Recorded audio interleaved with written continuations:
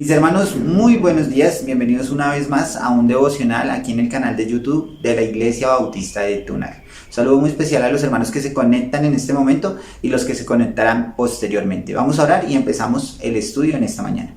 Oramos. Señor y Padre, estamos muy agradecidos contigo, Señor, por un día más de vida que nos regalas, Señor. Agradecidos estamos, Señor, porque nos permites abrir tu palabra, aprender de ella en esta mañana, Señor.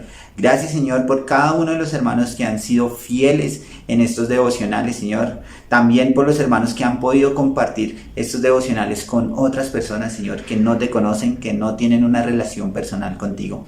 Estamos muy agradecidos porque tu evangelio se sigue expandiendo, Señor. Esta pandemia no ha permitido que nosotros dejemos de cumplir la gran comisión, Señor. Y te pedimos que en nuestros corazones siga ese amor y esa efervescencia de seguir sirviéndote y predicando el evangelio. Gracias por tu palabra, por el libro de Santiago, por lo que estamos aprendiendo en él, Señor. Ayúdanos a entender más de ti, de tu palabra, Señor, para poderla llevar a otros, para poder practicar esta palabra tan hermosa que nos has regalado. Es nuestro manual como creyentes, Señor, y debemos estar creyendo. Te damos gracias por todas las cosas. Dirige este devocional que sea para tu gloria y la edificación de mis hermanos. Te damos gracias, te lo pedimos, en el nombre amado de tu Hijo Jesús. Amén. Bien, mis hermanos, seguimos estudiando la epístola de Santiago en el capítulo 1 y hoy nos vamos a centrar en los versículos 13 al 15. Hoy vamos a estar viendo estos versículos tan importantes de esta epístola. Y es un tema en el cual muchas veces nosotros como hombres somos más débiles. Sí, mis hermanos, somos un poco débiles. Y son las tentaciones. Pero eso no quiere decir, mis hermanos, que las mujeres, que los niños, que los jóvenes no puedan sufrir tentaciones. Claro que sí, pero sabemos que como hombres nos cuesta un poco más esa tentación. A veces nuestros ojos son esa ventana para ser tentados. Pero a veces intentamos confundir este término de tentación con el término de prueba. Muchas veces pensamos que la prueba es igual a la tentación y no es así. Hemos visto en el libro de Santiago que Dios prueba a los creyentes para mirar cómo está su fe, si verdaderamente creen en Él, han confiado en Él y han soportado las pruebas que el Señor da. Ahora, puede ser que tengamos una tentación y debemos buscar los canales que Dios nos ha regalado para poder superar o pasar esas tentaciones. Debemos estar orándole al Señor, estando en su palabra. Bueno, en este momento la tengo digital, pero es mejor física. Podemos tener la palabra y estar estudiando su palabra para poder soportar o superar esas pruebas. Entonces debemos estar muy pendientes de estas tentaciones y de cómo podemos superarlas. Pero a veces intentamos confundir estos dos términos. Y un ejemplo muy fácil de cómo Dios ha probado la fe en los hombres es Abraham. Lo estuvimos viendo, está fresquito, lo vimos el domingo pasado con Pastor Ricardo, perdón, mis hermanos, de cómo él nos estaba enseñando acerca de cómo Abraham tuvo fe en el Señor con esa prueba tan dura que le puso, que era entregar a su hijo, al hijo de la promesa, al cual Dios le había dicho que iba a ser una gran nación.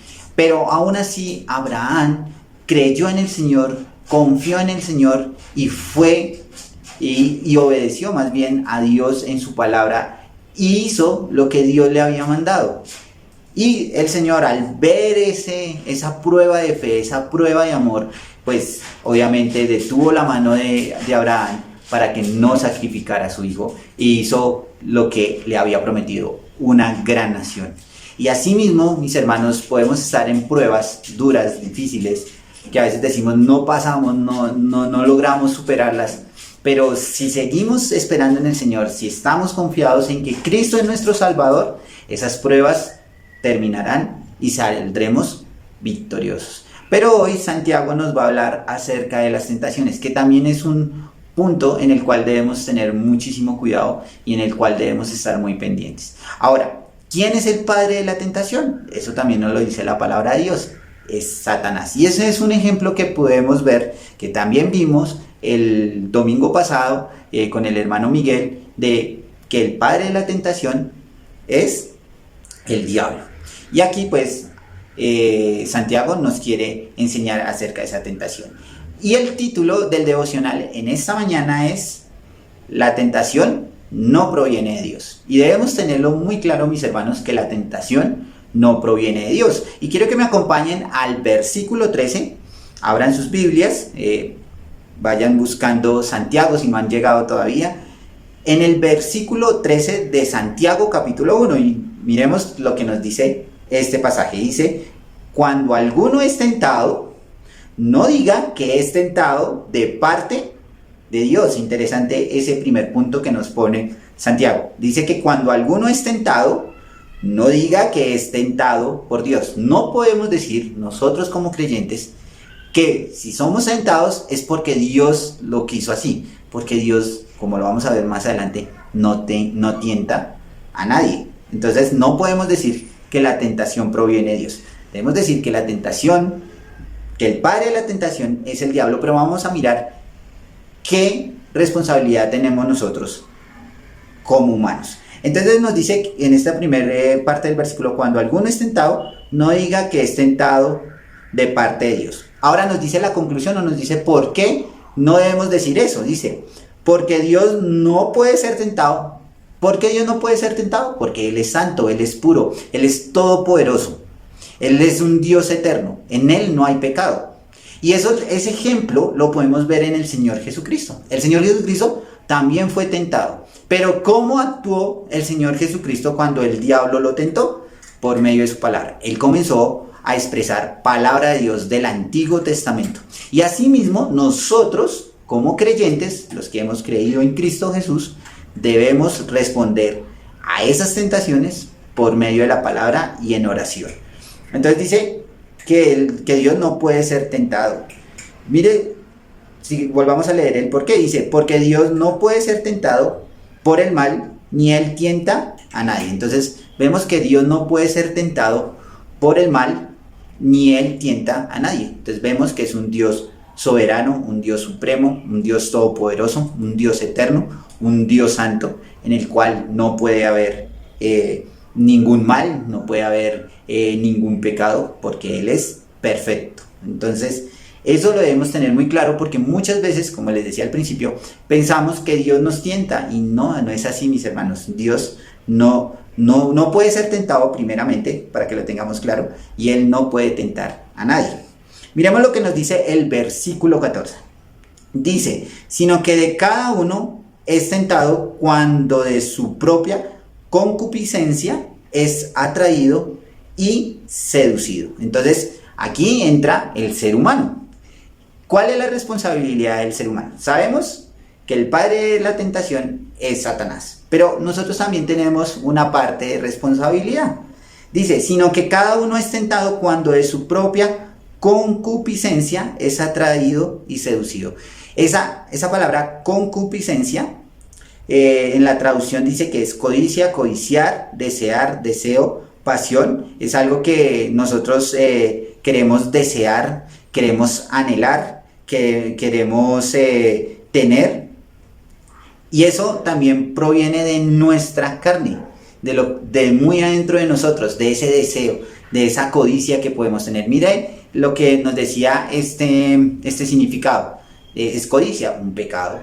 Obviamente es pecado, y más adelante vamos a ver en qué se transforman esas concupiscencias que tenemos nosotros. Esa carne, ese deseo de llevarle la contraria, podríamos decirle, al Señor. Dice un significado que me parece importante: es un fuerte deseo, fuerte y una intensa inclinación por alguna cosa. ¿Sí ve? Algo que nos nace. Cuando somos tentados es porque anhelamos eso, porque queremos, porque buscamos la forma de lograrlo. Y algo que muchas veces nos cuesta a nosotros, los hombres, son nuestros ojos, ¿cierto? Como les decía, nuestros ojos son esa ventana para que la tentación llegue. ¿Y por qué hablo acerca de los hombres? Porque es la forma como Satanás nos tienta. Nos puede mostrar cosas que para nuestros ojos es deseable. Y hablamos con las mujeres. Ahí, hermanos, es donde nosotros debemos tener mucho cuidado con nuestros ojos. No quiere decir que tengamos que estar ciegos y no mirar, sino que debemos estar más bien memorizando la palabra de Dios, memorizando lo que Dios nos dice acerca de eso, y debemos estar orándole a Dios para que esas cosas no pasen y que nosotros no podamos pecar contra Dios.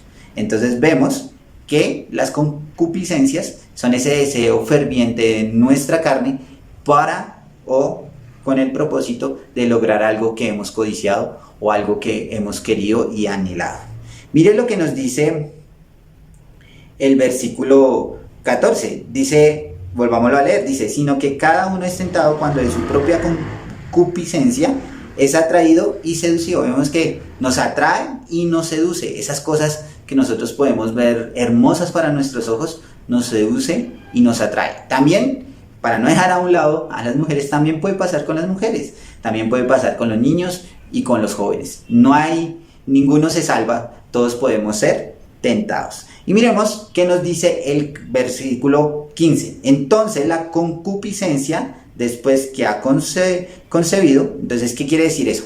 Cuando ya la concupiscencia, ese anhelo, ese anhelo ferviente de lograr lo que hemos querido, lo que hemos codiciado, lo que hemos anhelado, da a luz a algo, concibe algo. ¿Qué es lo que concibe esa concupiscencia, esa carne, ese deseo por anhelar lo malo, podríamos decirlo así? ¿Qué será lo que le llegará a lograr esta parte de nosotros? Mire lo que nos dice. Y dice, y da a luz, nos sigue diciendo el versículo 15, el pecado. O sea, ¿qué pasa cuando nosotros tenemos esos deseos, esos anhelos, esa efervescencia por las cosas?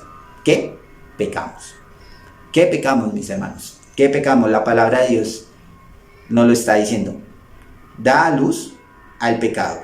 Y el pecado siendo consumado. Ahora, da luz al pecado. Entonces ya sabemos que vamos a codiciar, que ya mejor dicho nuestra mente, nuestro corazón ha planeado un plan para poder lograr esas cosas, ¿cierto? Para poder lograr el objetivo que nos hemos trazado cuando hemos sido tentados. Entonces vemos que cuando ya da luz al pecado, el pecado siendo consumado, o sea, cuando ya lo logramos, codiciar, cuando ya logramos nuestro objetivo, lo que hemos anhelado, lo que ha nacido de nuestro corazón, de nuestra carne, mire lo que pasa, da a luz la muerte. Y aquí esta muerte es la muerte eterna.